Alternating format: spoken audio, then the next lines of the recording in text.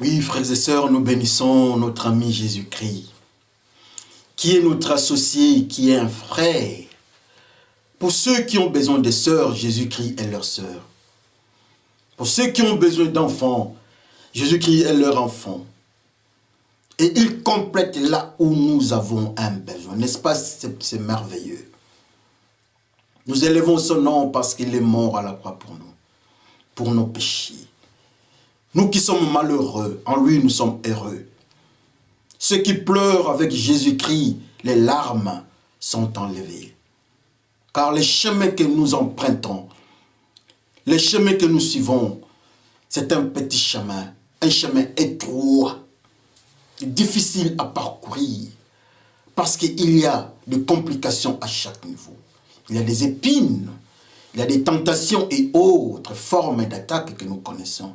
Et il y a des pleurs. Mais avec Jésus-Christ, il nous soutient. Il nous accompagne. Et nous disons tous Amen. Frères et sœurs, nous bénissons le Seigneur dans ce programme de l'armée bleue. Il est notre ami dans ce ministère de prédication. Nous enseignons la parole pure. Rien que la parole de Dieu. Nous ne voyons ni à gauche ni à droite. Nous ne voyons pas les églises, nous ne voyons pas les uniformes, mais nous voyons seulement la parole pure de Dieu. Cette parole qui va nous amener à la montagne, là où Jésus-Christ viendra récupérer son peuple. C'est cette parole que nous allons avaler et qui va nous changer de vie. C'est cette parole que Dieu a donnée comme rouleau à Ézéchiel. Et nous tous nous disons Amen. Alors sans plus tarder, frères et sœurs, nous allons prendre nos Bibles. J'ai ma Bible. Nous allons prendre nos Bibles, nous lisons dans les livres, dans l'évangile de Matthieu, au 27e chapitre, du 3e verset jusqu'au 7e, jusqu'au 8e. On peut aller jusqu'au 8e. Je disais Matthieu 27, du 3e jusqu'au 8e verset. Lisons par le nom de notre Seigneur Jésus-Christ. La mort de Judas. Judas, c'est lui qui a livré Jésus. Voyant qu'on l'a condamné, alors il regrette ce qu'il a fait. Il va rendre les 30 pièces d'argent aux chefs des prêtres et aux anciens. Il leur dit, j'ai péché, j'ai livré un innocent à la mort. Ils lui répondent, cela nous est égal. C'est ton affaire. Judas jette l'argent dans le temple et il part. Ensuite, il va se pendre. Les chefs des prêtres ramassent l'argent en disant, nous n'avons pas le droit de les mettre avec les offrandes du temple. En effet, c'est le prix du sang. Ils se mettent d'accord et avec cet argent, ils achètent les champs du potier. Là, on enterrera les étrangers. Voilà pourquoi ces chants s'appellent encore aujourd'hui les chants du sang. Amen. Nous glorifions l'Éternel notre Dieu, le Dieu de tous les jours, le Dieu de grandeur, pour ce qu'il vient de nous enseigner. Mettons-nous dans la prière. Dieu de gloire, Dieu de bonheur, Dieu d'autorité, Dieu de justice, le Dieu saint, le Dieu trois fois saint. Laisse que la parole que nous allons entendre soit une parole de pureté. Et que tout ce que nous allons dire soit sous ton contrôle.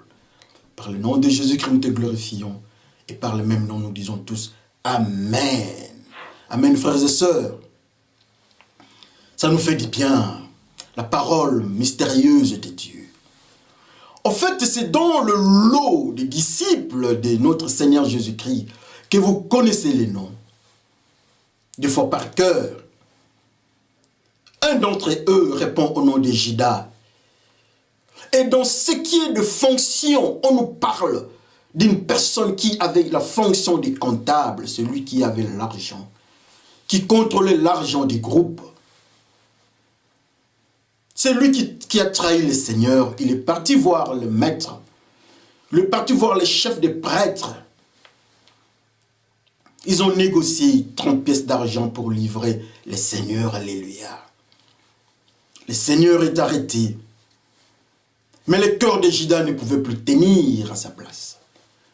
Notre frère Judas est parti demander. Il entre dans les temples, là où il y avait les prêtres, là où il y avait les anciens, les responsables de l'église. Il leur parle de l'enseignement de Jésus-Christ qui s'appelle le pardon. Il dit, pardonnez-moi. Vous qui êtes dans les temples, pardonnez-moi. J'ai livré un innocent à la mort. Récupérez l'argent que vous m'avez donné. Remettez la vie à cet homme. Et dit, ça nous est égal. Ça signifie que nous n'allons pas pardonner ces consommés. Judas, par symbolisme, il prend l'argent, il jette dans les temples. Et il sort. Quand il quitta les temples, il était parti se pendre. Alléluia. Alors quand ils sont restés, ils se sont décidés de prendre cette somme d'argent, de 30 pièces. Ils sont partis acheter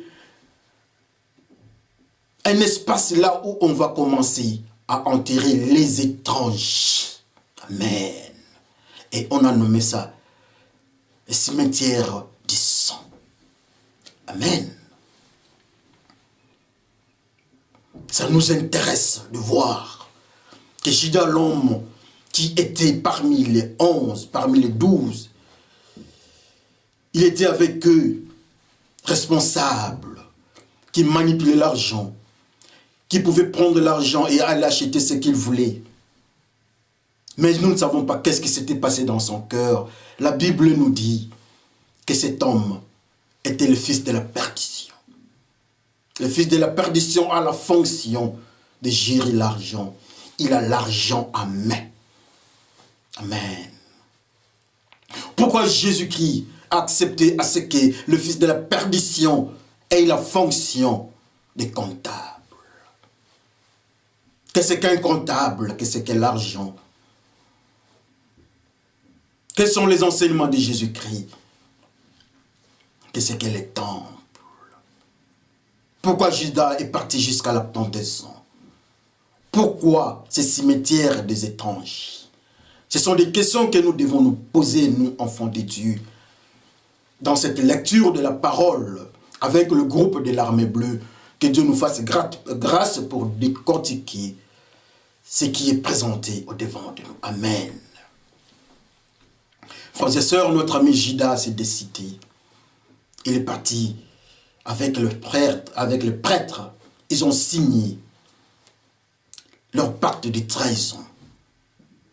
Et il a pris 30 pièces d'argent. Mais la Bible nous dit que Judas manipulait toujours l'argent. Il était le comptable. C'est lui qui avait l'argent des groupes. Oh, le frère Judas est parti chercher plus d'argent. Et la Bible nous dit encore que l'argent est un mauvais maître, un bon serviteur, un mauvais maître. Si nous pouvons prendre ces paramètres-là, que dans les 12 apôtres, il y avait un qui avait autour de lui, ou bien entre ses mains, il avait une responsabilité caractérisée par le mauvais maître et le bon serviteur. Il avait le maître qu'il avait le mauvais maître qui était aussi appelé le bon serviteur. Quand on avait besoin de ses services, le mauvais maître venait. Mais en lui, il était mauvais maître. Alléluia. Et ces paramètres-là, ces mystères-là, dans le groupe de disciples, on nous dit que c'est Judas qui avait ces caractères-là. C'était la marque de Judas. Judas a le mauvais maître entre ses mains. Alléluia. Judas, le fils de la perdition. Quelle coïncidence, frères et sœurs. Est-ce que c'est une coïncidence? Le mauvais maître, c'est le diable, l'accusateur. Le serpent ancien, le dragon, qui accuse nos frères. C'est lui le mauvais maître. Mais le mauvais maître se trouve dans le groupe des disciples, le mauvais maître. Le mauvais maître infiltre le groupe des disciples, le mauvais maître. Et il pointe le fils de la perdition qui est Judas. Le fils de la perdition accepte le mauvais maître, qui est le diable. Le mauvais maître est en train de le ronger. La Bible nous dit qu'il a même proposé de prendre les parfums et vendre ça. Toujours le mauvais maître. Le mauvais maître parle en Judas. Le mauvais maître contrôle la vie de Judas, mais on l'appelle le disciple du maître, du grand maître qui est Jésus-Christ. Quel contraste! Quel malheur le disciple de notre Seigneur Jésus-Christ a un mauvais maître qui le contrôle. Aujourd'hui, on nous appelle les disciples de Jésus-Christ. Dans le groupe des disciples, il y a les 11 qui n'avaient pas les mauvais maîtres. Mais Judas seul avait le mauvais maître. Le mauvais maître ronge la vie de Judas. Le mauvais maître conduit Judas. Différemment des autres, des 11 disciples. Mais aujourd'hui, on nous appelle aussi disciples. Disciples de Jésus-Christ. Quand il fallait annoncer l'évangile, Judas était là. Quand il fallait prier, Judas était là. Quand il fallait gêner, Judas était là. On l'appelait aussi disciple de Jésus-Christ. Autour de miracles, Judas était là. Quel malheur dans le cœur de Judas, il y avait les mauvais maîtres. Alléluia. Quel malheur dans le cœur de Judas. Judas ne pouvait pas enlever les mauvais maîtres.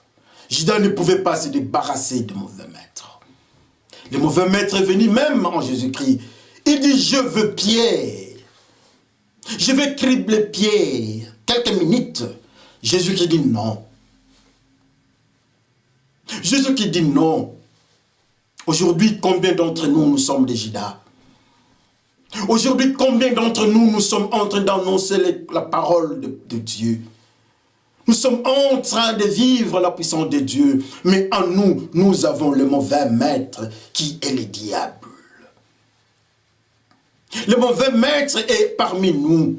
Dans l'église, comme il était parmi les 12 apôtres. Dans le cœur de Judas. Le mauvais maître est dans le groupe des anciens. Le mauvais maître dans le groupe des diacres, dans le choral.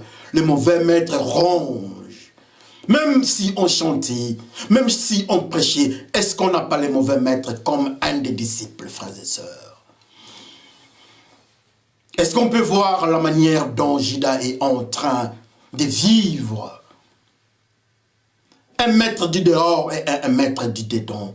En dehors, il est sous le contrôle de Jésus-Christ, mais dans son intérieur, il y a un autre maître qu'on dit le mauvais maître. Alléluia.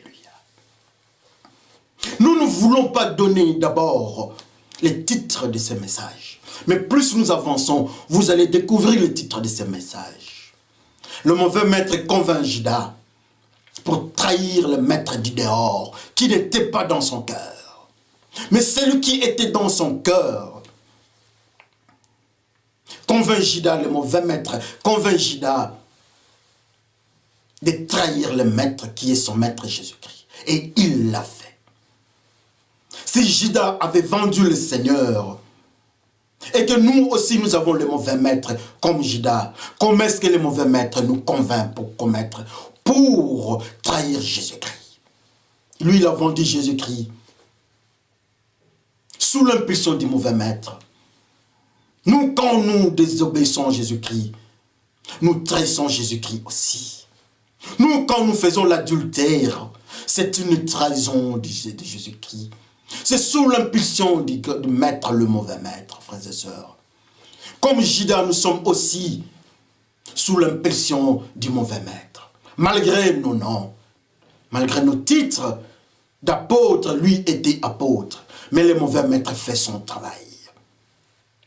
Le mauvais maître fait son travail parmi nous. C'est pour cela que vous remarquerez, parmi les enfants de Dieu, il y a la mort qui ronge. Parce que le mauvais maître a injecté ses anges, a injecté ses disciples parmi les disciples de Jésus-Christ. Et nous allons le reconnaître par leurs actes, par leur comportement. Oh, le disciple du mauvais maître qui est Judas a trahi le maître de maître qui est Jésus-Christ. Comment est-ce que nous sommes en train de trahir les maîtres? À partir de notre comportement, on saura que nous sommes comme Judas, avec le mauvais maître dans le cœur. Alléluia. À partir de nos manières, on peut nous dire que nous sommes les frères Judas. La trahison ne signifie pas seulement vendre le maître. Mais la trahison, c'est tout ce qui est désobéissance. La trahison, c'est tout ce qui est le refus d'écouter la parole de Dieu et la mettre en pratique. Ça, c'est Judas. Est-ce que nous ne sommes pas comme Judas? Caïn a désobéi, il est l'ami de Judas. Et sa suite était malheureuse. Corée a désobéi, il est l'ami de Judas. Sa suite était malheureuse, toujours le mauvais maître. Ceux qui avaient adoré le veau d'or, ils s'appellent Judas, ils sont amis de Judas, toujours sous l'impulsion du mauvais maître. Corée et ses disciples, et autres encore, ils sont toujours dans cette zone. Ils sont en train de se conduire en disciples de Judas, amis de Judas, sous l'impulsion du grand maître. Dans nos familles, nous connaissons ces problèmes de Judas. Par chaque jour, nous partons à l'église. On nous appelle chrétiens comme Judas, mais sous l'impulsion du mauvais maître. Oh, le mauvais maître est en train de ronger nos vies, frères et sœurs, le mauvais maître. Combien aujourd'hui, il y a les disciples qu'on appelle Judas. Quel malheur de rester à la peau de Judas, quel malheur. Judas est parti de l'autre côté du temple, il a trouvé le maître, le responsable de l'église. Il a causé avec les responsables, il a parlé aux responsables, mais les responsables avaient leur point, avaient leur doctrine. La doctrine que Judas avait entendue, c'était la doctrine du pardon. Judas est parti annoncer la doctrine du pardon dans le temple. Il dit, moi vous allez me pardonner car j'ai trahi, j'ai vendu. La personne que vous avez condamnée à mort, c'est un innocent. Pardonnez-moi. Récupérez votre argent. Ils ont refusé. Le responsable de l'église ont refusé l'enseignement de Jésus-Christ, qui est le pardon. Notre Père qui es aux cieux, que ton nom soit sanctifié, que ton règne vienne, que ta volonté soit faite sur la terre comme au ciel. Donne-nous aujourd'hui notre pain de ce jour. Pardonne nos offenses, comme nous nous pardonnons à ceux qui nous ont offensés. Oh, Judas est venu demander pardon à l'église. Judas est venu avec le pardon. Ça, c'est la prière que Jésus-Christ nous a enseignée. Mais les maîtres de l'église, le responsable disent, nous ne connaissons pas cet enseignement. Est-ce que nous qui sommes responsables de l'église, nous suivons les enseignements de Jésus-Christ? Est-ce que nous avons l'enseignement de Jésus-Christ entre nos mains? Judas, le fils de la perdition, est venu nous enseigner. Il est venu nous parler de Jésus-Christ dans les temples, nous qui sommes les responsables de l'église. Quelle est notre réponse? Le monde des pécheurs, les pécheurs sont en train de constater que nous n'avons pas l'enseignement de Jésus-Christ. Les amis de Judas reconnaissent en nous le manque d'enseignement de Jésus-Christ. Il n'y a pas de pardon. Eux, ils ont refusé le pardon. Alors vous, comment est-ce que vous refusez? De quelle manière vous rejetez les enseignements de Jésus-Christ? Les chefs de l'église, les responsables de l'église ne reconnaissent pas le pardon. Alors qu'est-ce que vous ne reconnaissez pas, vous, de votre côté, au pied? Le pardon n'existe pas dans l'église. Les chefs de l'église ne reconnaissent pas le pardon qui est l'enseignement de Jésus-Christ. Alors Dieu va leur pardonner. Pardonnez nos offenses comme nous pardonnons à ceux qui nous ont offensés. Ils ont refusé de pardonner à Judas. Alors est-ce que Dieu va pardonner les responsables de l'église? L'église aujourd'hui est en train de refuser de pardonner les musulmans. L'église d'aujourd'hui est en train de refuser ceux qui ont tué les chrétiens.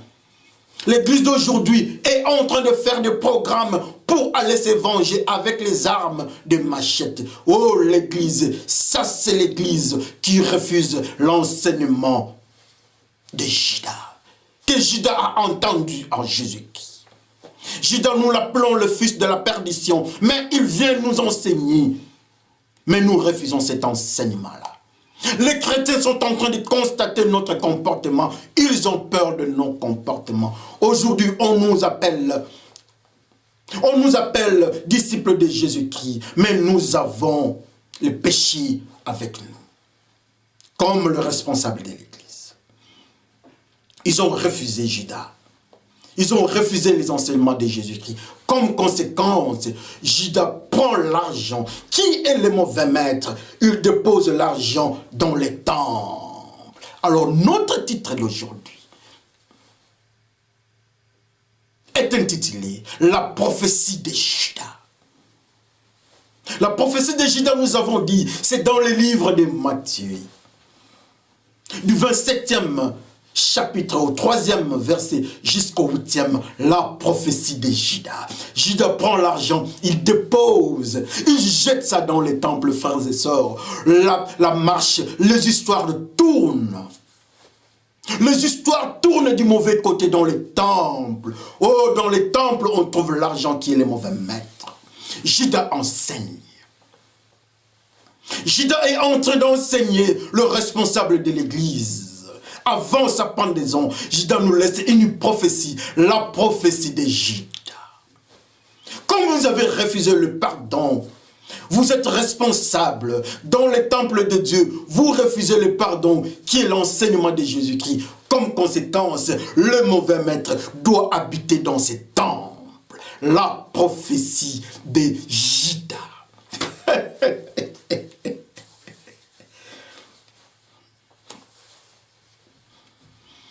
Judas, un prophète.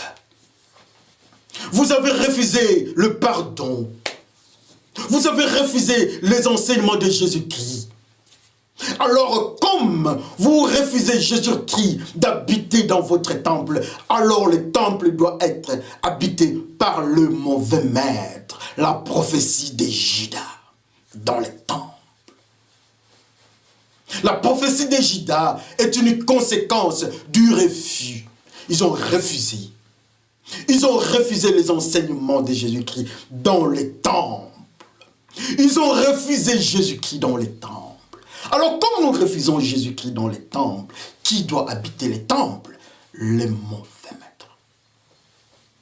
Souvenez-vous, un avait dit à Jésus-Christ, il dit le bon maître. Jésus-Christ lui dit, mais pourquoi tu m'appelles le bon maître? Mais cette fois ici, Jésus-Christ, ce n'est pas le bon maître qui est Jésus-Christ, que Judas vient déposer dans les temples. C'est le mauvais maître, le diable, l'accusateur. Parce que nous avons refusé Jésus-Christ. Nous avons refusé Jésus-Christ dans nos vies. Je m'excuse. La Bible nous dit que nous sommes les temples de Jésus-Christ. Nous sommes les temples du bon maître. Nous sommes les temples du pardon qui est l'enseignement de Jésus-Christ. Nous sommes les temples du Saint-Esprit. Comme nous refusons à être les temples de Jésus-Christ, à être les temples du Saint-Esprit, le frère Judas, que nous appelons fils de la perdition, nous laisse une prophétie. Tous ceux qui refusent, tous ceux qui rejettent Jésus-Christ dans leur corps, dans leur vie, c'est le mauvais maître qui entre. Il n'avait pas demandé l'autorisation aux responsables du temple, aux frères et sœurs. Il prend l'argent, la Bible nous dit, il prend l'argent, il jette, il est parti se pendre. Oh, Judas est parti se pendre. Le pardon, on a refusé le pardon, Judas est parti. En partant, il libère, il dépose l'argent. La prophétie de Judas. L'argent se trouve dans le temple. Jésus-Christ prend l'argent, il dit, comment est-ce que vous transformez la maison de mon Père à une zone de voleurs, de vendeurs? Mais voilà, il a chassé tous ces gens-là qui manipulaient l'argent. Les vendeurs manipulent l'argent. Ceux qui échangeaient l'argent manipulent l'argent. Jésus-Christ les met tous, Jésus-Christ les met tout dehors. Tous sont dehors. Avec leur argent, c'est la délivrance de ces temples-là. Mais quel malheur cette fois-ci, c'est l'argent qui entre dans les temples. Jésus qui a prophétisé, il nous dit que les temples de Dieu ne peut pas garder l'argent. Il chasse tout ce qui était phénomène d'argent du temple. Mais Judas vient avec une autre prophétie. Il nous dit que ceux qui refusent Jésus-Christ, alors les mauvais maîtres habitent leur temple. Vous avez Jésus-Christ et ou bien vous avez les mauvais maîtres. Maintenant, nous sommes en train de constater qu'il y a deux types de temples. Il y a le temple de Jésus-Christ, qui est le temple du Saint-Esprit, là où il y a le pardon. Et il y a un autre temple, là où il y a les mauvais maîtres. Et on nous dit que le mauvais maître ne peut entrer que quand nous refusons les enseignements de Jésus-Christ. On nous dit encore par Judas que quand nous refusons le pardon ou les enseignements de Jésus-Christ, quand nous refusons de pratiquer les enseignements de Jésus-Christ, le mauvais maître ne va pas nous demander notre permission pour entrer dans les temples. Judas prend l'argent, il jette dans les temples sans demander la permission. Oh, le mauvais maître dans les temples. Et vous qui êtes dans votre temple?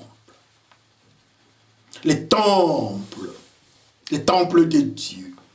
On nous dit que nous sommes les temples de Dieu. Mais Judas nous démontre qu'il y a encore de l'autre côté un temple. Pour ceux qui refusent Jésus-Christ comme Seigneur et Sauveur. Pour ceux qui refusent de pratiquer l'enseignement, les enseignements de Jésus-Christ, ils sont les temples du diable. Ça, c'est la prophétie des fils de la perdition.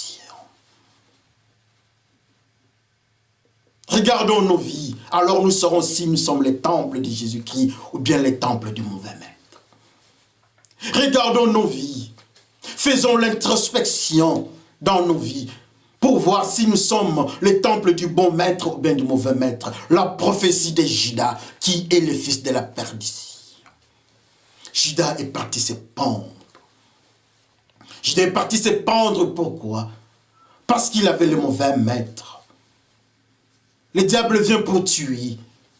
Et voilà les mauvais maîtres qui étaient dans le temple qui s'appelle Judas, qui était en Judas. Il est parti, il amène Judas à la pendaison. Oh, le mauvais maître condamne Judas. Aujourd'hui, nous sommes les enfants du diable.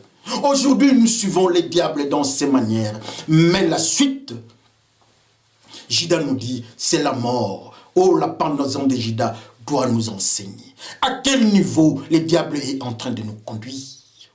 Dans nos familles, dans nos lois, dans nos constitutions, dans nos pays, la manière dont nous conduisons nos pays, la manière dont nous gérons nos peuples, la manière dont nous gérons nos armées, la manière dont les soldats sont en train de gérer des civils, la manière dont les policiers sont en train de fracasser les civils aux États-Unis, la manière dont les terroristes sont en train de frapper les innocents. Nous sommes en train de constater que le diable, le mauvais maître, est dans nos cœurs et nous sommes les temples du diable. Comme conséquence, qu'on le veuille ou pas, nous allons vers la mort comme les temples qui s'appellent Judas, frères et sœurs. Judas qui est le temple du diable, il l'amène à la mort. Le diable vient pour tuer, il a tué Judas. Alors quand nous suivons le diable, il va nous tuer sous quelle forme? Judas est mort par pendaison. Nous allons mourir peut-être par un accident. Dans un accident, nous allons connaître la mort, le diable va nous tuer toujours. D'autres, le diable utilise la maladie. Et que sais-je encore? Mais le diable, c'est un tueur. Judas est tombé, il nous laisse la prophétie. Nous refusons d'être les temples du Saint-Esprit. Oh, Judas nous dit que le mal va entrer dans notre cœur. Ne te fâche pas.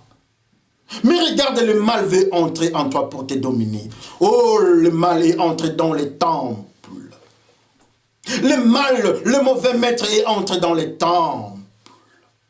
Les temples que nous, on croyait les temples de la parole de Dieu. Judas dépose l'argent dans les temples. Alors nous qui sommes les enfants de Dieu, est-ce que nous avons l'argent qui est dans notre cœur, qui est le mauvais maître, ou bien nous avons le Saint-Esprit? La prophétie de Judas. Judas nous laisse une prophétie que nous ne pouvons pas comprendre, seulement regarder, qu'on regarde seulement. Nous, que nous serons à mesure de regarder nos vies, et nous saurons si la prophétie de Judas va se réaliser dans nos vies, oui ou non. Quelle grâce de voir la puissance de Jésus-Christ. La Bible nous dit que nous sommes étrangers. On nous dit que l'argent qui avait amené notre Seigneur à la croix, cet argent-là, on a acheté les cimetières des étrangers. Qu'est-ce qu'un étranger? On n'avait pas acheté les cimetières des étrangers aux États-Unis. Pas aux États-Unis, pas à Washington. Ce n'était pas ni au Cuba ou autre pays, c'était en Israël. On achète les cimetières des étrangers. Qu'est-ce que ça signifie? Ça signifie qu'ils reconnaissent la présence de ces étrangers en Israël. Ça signifie que ces étrangers ont un droit en Israël. Et voilà, cette fois-là, nous sommes Jésus-Christ, la mort de Jésus-Christ nous donne la reconnaissance d'habiter Israël, nous qui sommes étrangers. Aujourd'hui, nous sommes enfants de Dieu. La Bible nous dit que nous sommes étrangers. Nous sommes étrangers, nous habitons ce monde, mais nous ne sommes pas de ce monde, nous sommes étrangers.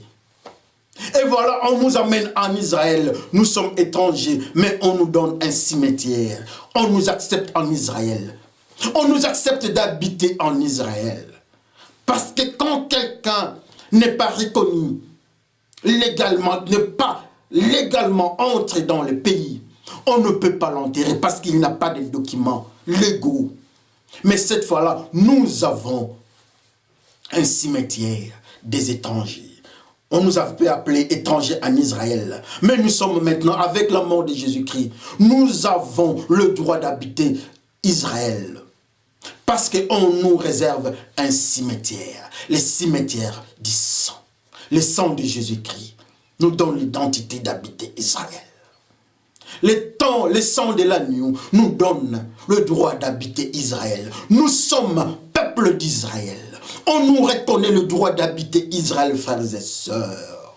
Le sang de l'agneau tombe à la croix. Les 30 pièces achètent les cimetières du potier. Le champ du potier, c'est là où on va nous enterrer. Nous qui sommes étrangers, mais en Israël nous sommes enterrés. Nous sommes appelés peuple d'Israël. Alléluia.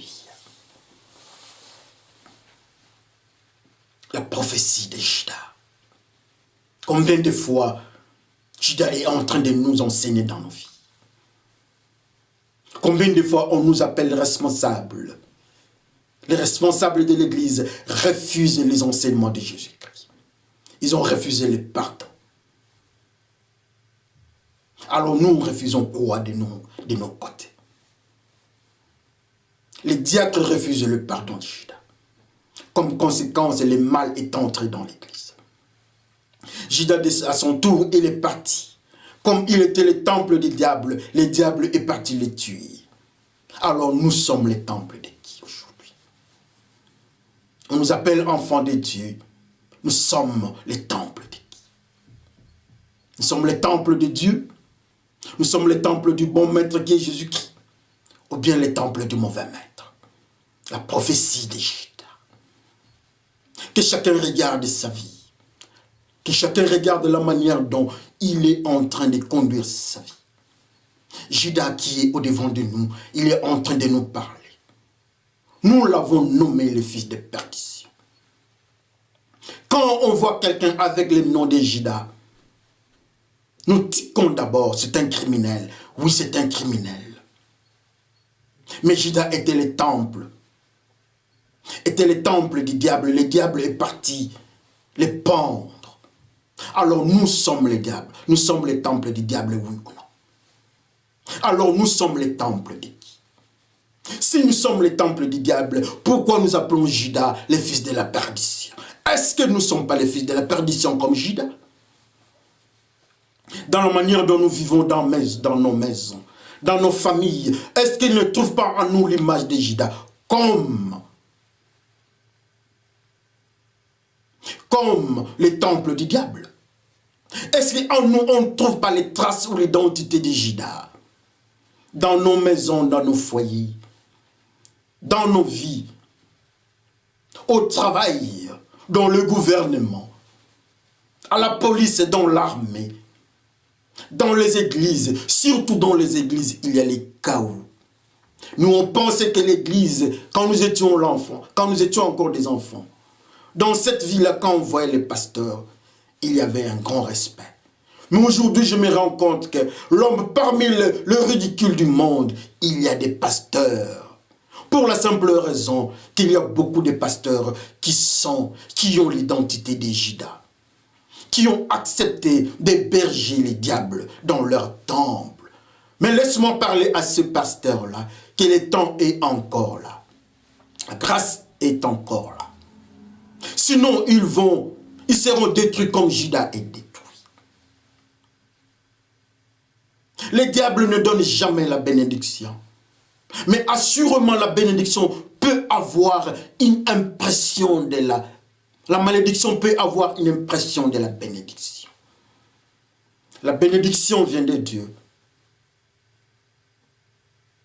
Quand les enfants d'Israël sont entrés en Égypte, ils sont entrés en tant que premier ministre. Mais quand leur papa est venu, quand leur père est venu, il a dit les jours sont mauvais. Ils se souvenaient de ce que Dieu avait dit à leur père. Mais quand ils sont entrés en premier ministre, un premier ministre qui sera un jour esclave. Aujourd'hui, nous sommes en train de jouir. Les diables avaient laissé cet homme que nous appelons fils de perdition. Les diables l'avaient laissé à côté de Jésus-Christ pendant un long temps. Pendant des années. Les diables l'ont laissé. On l'avait appelé. Judas, on l'avait appelé serviteur de Jésus-Christ. Mais il était le temple du mauvais maître. Mais quand les diables devaient l'amener de l'autre côté de la mort vers la pendaison, ça a pris des heures. Ça a pris des heures pour que la décision tombe à ce que Judas se pende, frères et sœurs. Aujourd'hui, on nous appelle serviteurs de Dieu. Aujourd'hui, on nous appelle pasteurs, on nous appelle chrétiens. Mais est-ce que nous ne sommes pas à côté de Jésus-Christ, mais avec le diable dans notre cœur? Est-ce que nous ne sommes pas comme Judas? Est-ce que nous ne sommes pas du chemin? Est-ce que nous ne suivons pas les chemins du fils de la perdition? Judas est avec Jésus-Christ, mais entre ses mains, il a le mauvais maître. Mais nous sommes avec Jésus-Christ aujourd'hui. On nous appelle chrétiens, mais à la main, nous avons quoi?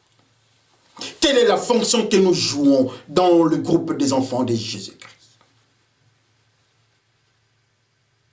Quelle est notre fonction spirituelle dans le groupe des enfants de Jésus-Christ? Dans nos congrégations, quel est notre rôle spirituel? Judas a le mauvais maître, mais il est appelé serviteur de Dieu. Nous n'avons jamais vu Jésus-Christ, mais Judas avait vu Jésus-Christ. Judas était avec Jésus-Christ. Mais en lui, il y avait le mauvais maître. Est-ce qu'on peut se voir? Est-ce qu'on peut comprendre? Mais la grâce est là. Il y a une place qui reste. Il y a 11 disciples. Une place. Cette place-là, c'est pour toi et c'est pour moi. Si nous sommes encore de l'autre côté de la perdition, comme Judas, il y a une place qui reste pour combler le groupe de 12 apôtres. Il y a une place qui reste. Cette place-là, c'est pour toi et c'est pour moi. Même si nous sommes des pasteurs qui ont le mal dans les cœurs, même si nous sommes des chrétiens, nous avons le mal dans nos cœurs ou encore le mauvais maître, ou encore nous sommes les temples du mauvais maître, la grâce est encore là. Le Seigneur est encore là. Il nous cherche. Ce Seigneur-là, son nom, c'est Jésus-Christ. Il nous dit que nous sommes le temple du Saint-Esprit. Que le Seigneur vous bénisse. Prions le Seigneur. Seigneur, nous te bénissons parce que tu nous as aimés. Laisse que ta parole soit manifeste. Nous sommes le temple du mauvais maître. Nous avons refusé tes enseignements.